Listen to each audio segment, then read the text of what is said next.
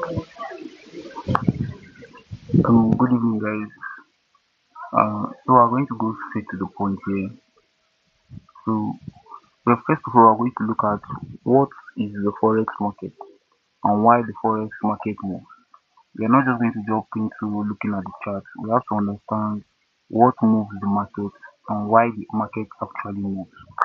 So, first of all, why is it called forex? The meaning of forex is just forex exchange. It just means foreign exchange.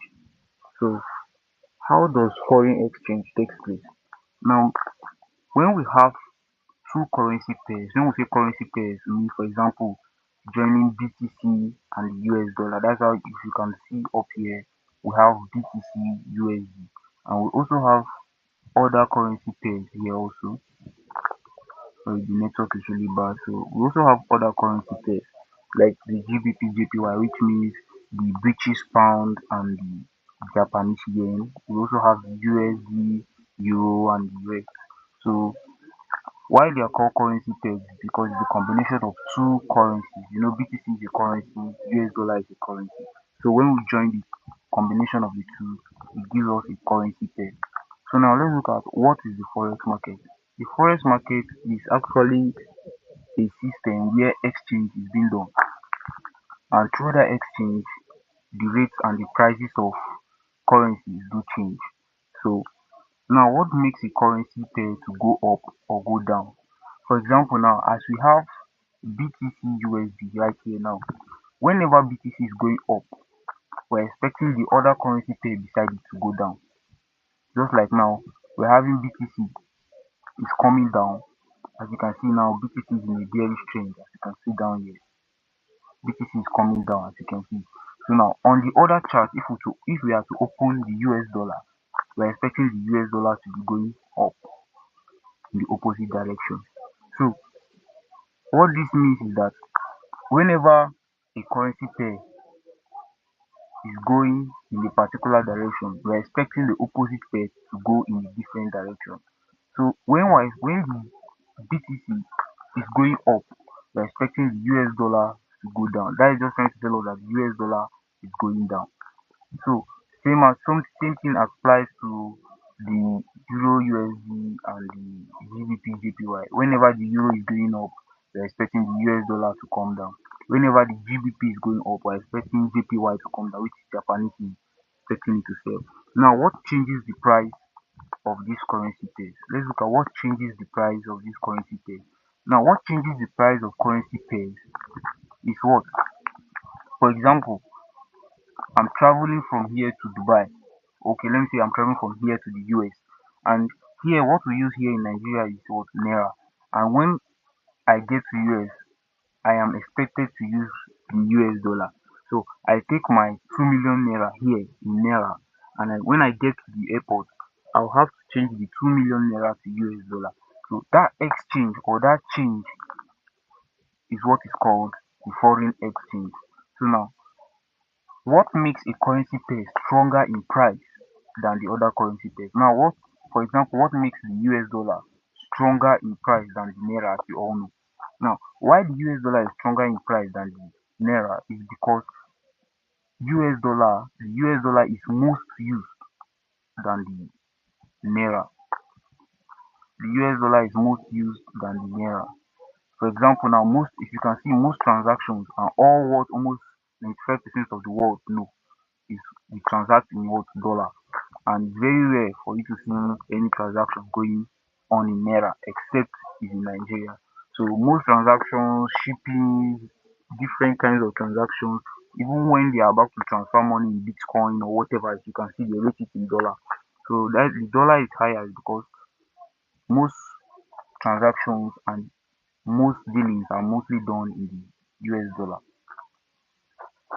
So we are going to look at how to trade currency pairs, or we're going to look at market structure first of all. So now, what is market structure? Market structure simply means the way the market moves, or the point at which the market is at a particular time. For example, now market structure, we have three different types of market structure. Before we go deep into the market structure itself, we have three different types.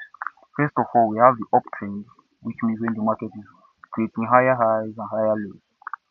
This is the uptrend, which means this is a right here we have a low. This is a what? High. We have another lower low. Why we call this a lower low? Okay, sorry. This is a high. Sorry. So we call this a higher high because this high here is higher than this. We call this a lower high because as you can see here, this one is lower than this. So we call this a lower high. Then we go up again, we have another higher high, which is higher than this. That's why we call it another higher high. And we call this a lower high because this one, this high here, we can also call it, why we are adding that high is because this one here is higher than this. So we have to call it a higher high, not a lower high. So this is the uptrend of the market structure. And we also have the downtrend, which is when the market is making lower lows and lower highs.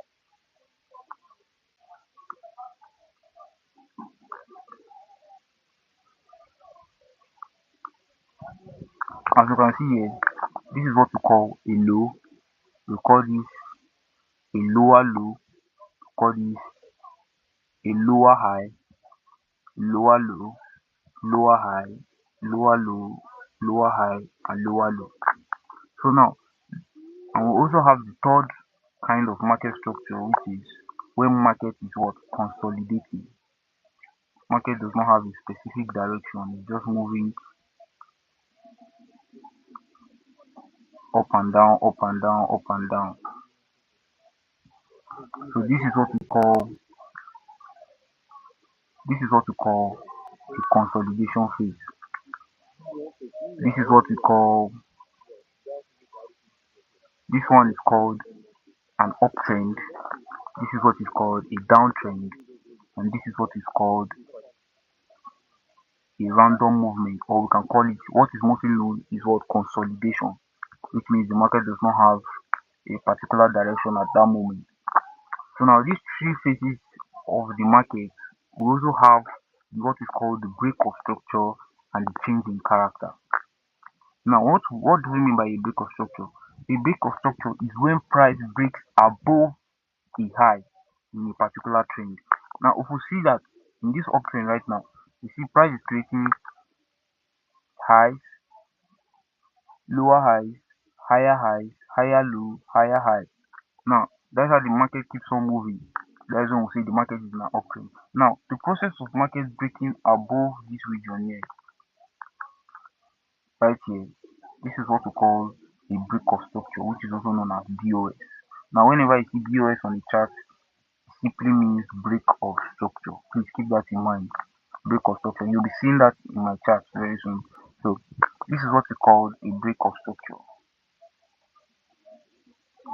Now the process of price breaking this here is what we call a break of structure. Now as you can see, price also break above here.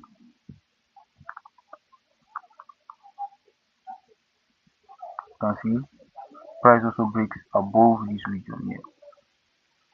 We can also call this a break of structure right here.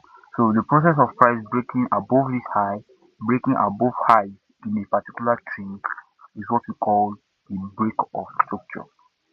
That is, price is breaking a particular structure. Remember, we are dealing with market structure here right now. I've explained the concept of the forex market, why the forex market moves, why those price changes in the forex industry. Now let's look at this downtrend now.